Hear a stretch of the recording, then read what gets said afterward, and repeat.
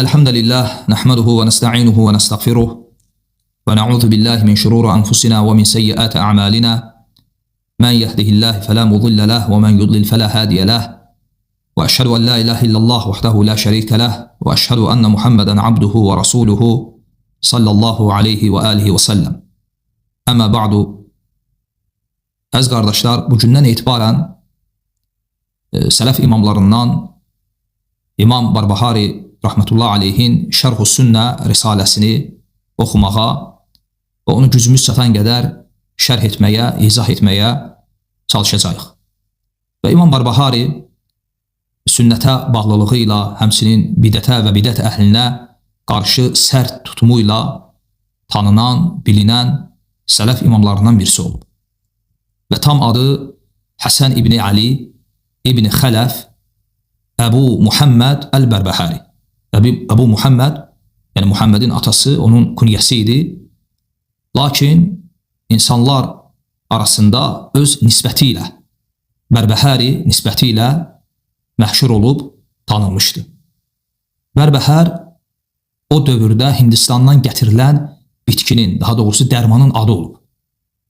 Və kim ki onu Hindistandan gətirirdi və ya onun ticarəti ilə, alış-verişi ilə məşğul idisə, ona adətən Bərbəhəri deyilirdi və İmam Həsən İbn Ali rahmetullah aleyh də məhz bu nisbəti ilə insanlar arasında məşhur olmuşdu. Və doğum tarixi ilə əlaqəli dəqiq məlumat olmasa da, vəfatı hicrətin 329-cu ilinə təsadüf edir. Yəni İmam Barbahari hicrətin 3-cü əsrinin sonlarında və 4-cü əsrin əvvəllərində yaşayıb.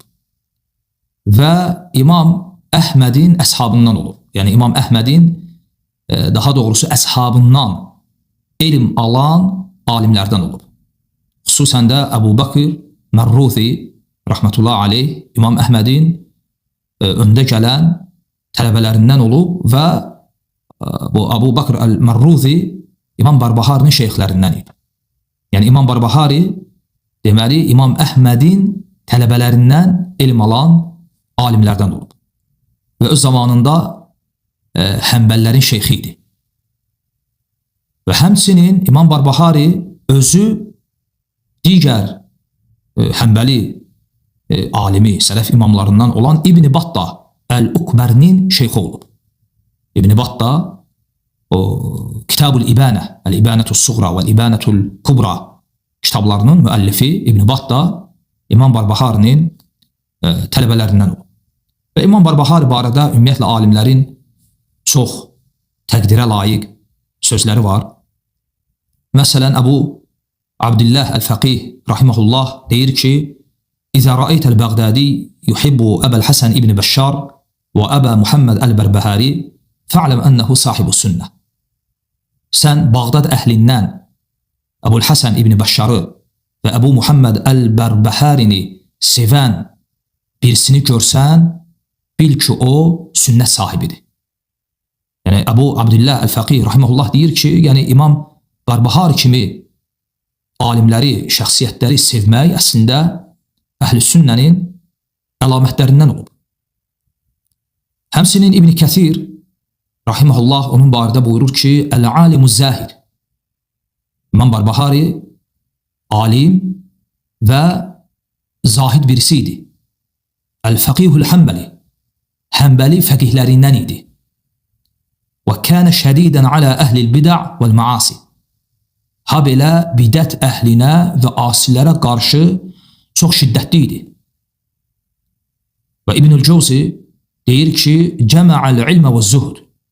Barbahari özündə həm elmi, həm də zahidliyi cəm etmişdi. Və bu cür alimlər elə də çox olmur ki, özündə həm elmi, həm əməli, təqvanı və zahidliyi cəm etsin və İmam Barbahari bu qəbildən olan, yəni həm öz elmi ilə, həm də təqvası, ibadəti və zühdü ilə bilinən, tanınan alimlərdən olub. Və İmam Zəhəbi rahməhullah deyir ki, onun barədə Şeyxul Hənəbilə, yəni öz zamanında Həmbəllərin şeyxi olub. Əl-Qudvatul İmam, yəni öndər, nümunə sayılası bir imam idi. Kâne qavvâlen bil haqq. Daima haqqı deyən idi. Daiyeten iləl əsər. Və əsərə, yəni Allah Rasulunun sünnətinə dəvət edən birisi idi. La yaxafu fillahi ləvmətə laim. Və Allah üçün, Allah yolunda bir söz deyəndə heç kəsin qınağından çəkinməz, heç kəsin qınağından qorxmazdı. Həmçinin İmam Barbahari onun sultanlar yanında da öz hörməti, izzəti və heybəti var idi. Həmçinin sıravi insanlar da İmam Barbaharini sevər, onun dərslərində iştirak edər və onun sözünü dinləyərdilər. Yəni İmam Barbahari həmçinin sıravi insanların qəlbində də özünə yer salmışdı. Və hətta İbn Battah rahimehullah bir maraqlı hadisəni nəql edir. Deyir ki, İmam Barbahari elə bir alim idi ki, onu nəinki elm əhli, nəinki elm tələbələri, hətta sıravi insanlar da sevirdilər, ona dəyər verirdilər, onu dinləyirdilər və onun dərslərində iştirak edirdilər. Və İmam Barbaharinin dərslərində iştirak edən, yəni ona dəyər verən, onu sevən, onu dinləyən sıravi insanlardan birisi bir gün sərxoş halda küçədə gəzən olur və müxaliflərdən, bidət əhlindən birisi onu görüb istehza ilə deyir ki, bax, həmbəllər budur. Yəni özlərini sünnətə tabiçiliklə tanıdan həmbəllərin halı budur. Və həmin o sıravi, o həmbəli, elə desək, o sərxoş, bu bidətçinin bu sözünü eşitir və yaxınlaşır ona, deyir ki, həmbəllər 3 zümrədir. Onlardan birincisi, özlərini ibadətə, oruca, namaza həsr edən zahid zümrə, ikincisi özlərini elmə, təlimə, tədrisə, dəvətə həsr edən alim, fəqih zümrə və üçüncüsü də sənin kimi müxalifləri, bidət əhlini şillələyən avam zümrə. Elə bunu deyib, həmin o bidətçinin üzünə bir şapalaq ilişdirir və bir növ demək istəyir ki, bax mən bu həmin üçüncü zümrədənəm. Bu İmam Barbahari rahmetullah aleyh barədə müxtəsər olaraq qısa bir məlumat idi və kitaba gəldikdə isə kitab Şərh-u Sünnə adlanır. Yəni sünnənin şərhi. Və bu ümumiyyətlə o dövrdə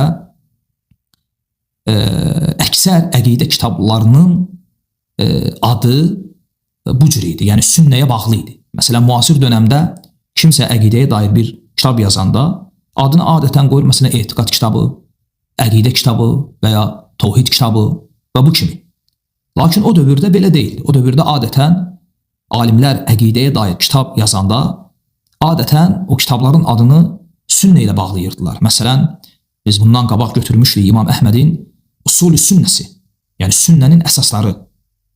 Həmçinin elə İmam Əhmədin oğlu Abdullahın Kitab-ı Sünnəsi və ya Xəlləlin Kitab-ı Sünnəsi və İmam Tabarinin Sarih-u Sünnəsi və o cümlədən də İmam Barbaharinin Şərh-u Sünnəsi. Və İmam Barbaharinin belə desək, bizə gəlib çatan, məlum olan tək əsəri budur. Allah bilir, bundan başqa onun yazdığı kitab olub ya olmayıb, lakin bizə gəlib çatan, bilinən, yeganə əsəri Şərh-u Sünnədir. Və subhanallah, bu da çox qəribə bir haldır. Yəni, görürsən ki, elə alimlər olub ki, onlarla qələmə aldıqları kitablar olub. Lakin o kitablardan heç biri Allahın qədəri bizə gəlib çatmayıb. Və ola bilsin bizə gəlib çatıb. Lakin insanlar elə də o kitablara əhəmiyyət verməyiblər. Lakin bəzən də bunun tam əksi olur. Şərh-u Sünnə kimi. Ola bilsin müəllifin qələmə aldığı bir kitab olsun və ən azından bizə gəlib çatan bir kitabı olsun, lakin Allah Azza və Cəllə o kitaba, o əsərə elə bərəkət versin ki, əsrlər boyunca o kitab oxunsun, hətta əzbərlənilsin. Nəinki alimlər tərəfindən, hətta sıravi insanlar tərəfindən də sevə-sevə oxunulsun və o kitablardan birisi də İmam Barbaharinin Şərh-u Sünnə risaləsidir. Və bu kitabın xüsusiyyətlərinə, özəlliklərinə gəldikdə, o özəlliklərdən birincisi budur ki, kitab müxtəsər kitabdır. Bu nəinki Şərh-ü Sünnənin ümumiyyətlə o dövrdə yazılan əksər əqidə kitablarının özəlliyi olub. Məsələn, biz İmam Əhmədin Usul-ü Sünnəsini şərh etdik. Həmçinin ondan sonra Əbu Bakr Əl-İsmaili rahiməhullahın hədis imamlarının etiqadı kitablarını götürdük. O kitabların da həzmi elə də böyük deyildi. Təxmini 10-15 səhifəli risalələr idi. Hətta elə risalələr var əqidəyə dair. Məsələn, İmam Hümeydinin, İmam Buxarinin şeyxlərindən olub. İmam Hümeydinin sünnəsi var, cəmi bir vərəkdir. Lakin alimlər o cür kitablara həcmləri kiçik də olsa necə önəm veriblər, həqiqətən də dəyərli, qiymətli kitablardır o kitablar. Və o cümlədən də Şərh-ü Sünnə. Düzdür, Şərh-ü Sünnə yəni Usul-ü Sünnəyə nisbətdə biraz geniş həzmli kitabdır. Təxmini mücərrəd olaraq mətni götürsək 50-60 səhifədir, bəlkə də az. Lakin yenə də müxtəsər risalə sayılır. Və həmçinin kitabın özəlliklərindən birisi də budur ki, kitabda sabit bir tərtibat yoxdur. Yəni adətən indi bunu kitabı oxuyanda, mütaliə edəndə birlikdə görəcəksiniz. Yəni mövzudan mövzuya keçid var. Və həmçinin elə mövzular var ki, kitabda bir neçə yerdə təkrarlanıb. Müəllif eyni mövzuya kitabda ayrı-ayrı müxtəlif yerlərdə təkrarən toxunub. Deməli, birinci özəllik olaraq dedik ki, kitab müxtəsər əqidə mətinlərindən birisidir və ikincisi, kitabda sabit bir tərtibat yoxdur və üçüncüsü, ümumiyyətlə, kitabın dili biraz sərtdir. Bu da qayıdır kitabın müəllifi İmam Barbahariyə və həmçinin onun zamanına, onun zamanında ortaya çıxan zəlalət və bidət əhlinə görə görürsən ki, kitabın dili biraz sərtdir, biraz şiddətlidir. Hətta kitabda elə yerlər var ki, İmam Barbahari rəhmətullahi aleyh öz kitabı barədə deyir ki, məsələn, kim bu kitabdan bir hərfi, bir kəlməni inkar eləsə, o zəlalət əhlidir. Yəni, hətta bu formada, sərt formada öz kitabını müdafiə edib, düzdür, bu bəzi alimlər tərəfindən qınanılsa da, çünki bu kitab məsum tərəfindən yazılmayıb. İmam Barbahari məsum deyil, xəta edə bilər. Bu Allahın kitabı, Quran, Peyğəmbərin sünnəti deyil. Hətta deyəsən ki, bu kitabdan kim bir hərfi və bir kəlməni inkar eləsə və ya ona şəkk eləsə, o zəlalət əhlidir və s. və ilaxır. Lakin imam nə üçün belə deyib, nə üçün bu cür mövqeyi tutub, inşallah həmin yeri kitabda oxuyanda, o yerə gəlib çatanda onu inşallah izah edərik. Bu müxtəsər olaraq bu risalənin bəzi özəllikləridir. Və həmçinin sual verilsə ki, nə üçün məhz bu kitabı, bu risaləni seçdim? Bunun da bir çox səbəbləri var. O səbəblərdən birincisi odur ki, çünki mən təxmini 16-17 il bundan qabaq Biləcərdə olanda bu risaləni qardaşlarla götürmüşdük. Lakin tamamlaya bilməmişdim, təxmini yarıyacan gəlmişdik. Və elə o vaxtdan, bu vaxta üstündən 15 ildən artıq vaxt keçsə də, elə beynimdə qalmışdı ki, bir gün Allah nəsib edər, bu kitabı əvvəldən sonacan götürüb, şərh edib, oxuyub, tamamlayarıq. Bu, demək olar ki, birinci səbəbdir. Və həmçinin ikinci səbəb olaraq onu qeyd edə bilərəm ki, çünki bu kitabda olan mövzular çox müxtəlifdir. Yəni, belə desək, kitab rəngarəng bir kitabdır. Mövzularla, müxtəlif mövzularla zəngin bir kitabdır. Və xatırlayırsınızsa, biz keçən həftə növbəti kitab olaraq nəyi götürək deyə öz aramızda müzakirə edəndə bəzi qardaşlar dedilər ki, sünnə barədə, bəzi qardaşlar dedilər bidət barədə, bidət əhli barədə, bəzi qardaşlar dedilər ki, təvhid barədə bir kitab olsun, bəzi qardaşlar dedilər ki, Allahın ad və sifətləri barədə bir kitab olsun. Yəni, rəylər, təkliflər müxtəlif oldu və düşündüm ki, bu kitab müxtəsər şəkildə olsa da, bütün bu mövzuları özündə ehtiva edən bərəkətli bir risalədir. Doğrudan da kitabda olan mövzular çox rəngarəngdir və hətta bu kitabda elə mövzular qeyd olunub ki, indi inşallah bu kitabı oxuduqca özünüz də bunun şahidi olacaqsınız. Yəni hətta ağlınıza belə gəlməyən mövzular. Yəni mən demirəm ki, bilmədiyiniz. Yox. Hətta ağlınıza belə gələ bilməyən mövzular.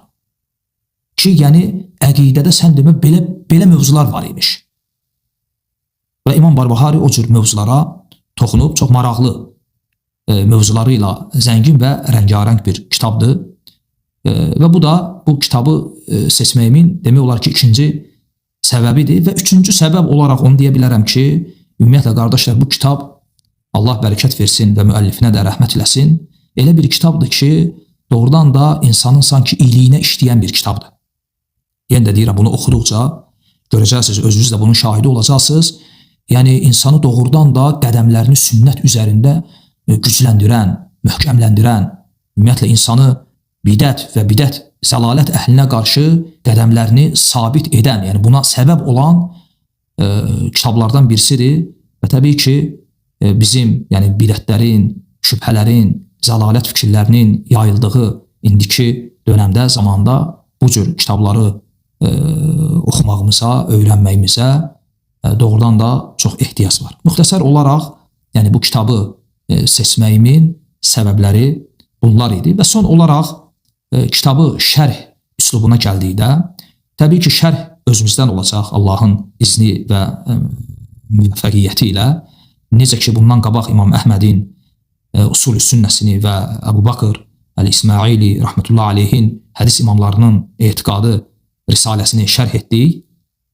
Və bu kitabı da həmçinin, yəni hansısa bir kitaba şərhə dönmədən bizim öz cəmaatımıza uyğun, münasib bir formada sələfin üslubu və mənhəci üzərində Allahın izni ilə bu kitabı şərh etməyə çalışacağım. Lakin çalışacağıq ki, şərh çox uzun olmasın. Çox uzun olmasın. Yəni əsas məqsəd kitabı bir yerdə oxumaq və müəllif dedikləri kəlmələrdə, kəlamlarda nəyi qəsd edir, onu başa düşmək, onu anlamaq olacaq. Lakin ola bilsin elə mövzular olsun ki, ilk dəfə qarşılaşdığınız mövzular ola bilər, bayaq dediyim kimi, heç yanda, heç vaxt eşitmədiyiniz və ya elə mövzular ola bilər ki, o mövzular barədə biraz geniş danışmağa ehtiyac duyulsun. O cür mövzularda ola bilsin, müəyyən qədər təfsilata gedəcəyik və müvəffəqiyyət də Allahdandır. Allahdan yardım diləyirik və dua edirik ki, Allah Azza və Cəllə bizi eşidib, fayda götürən qullarından etsin. Barakallahu fikum və sallallahu ala Muhammed və ala alihi və sahbihi və səlləm.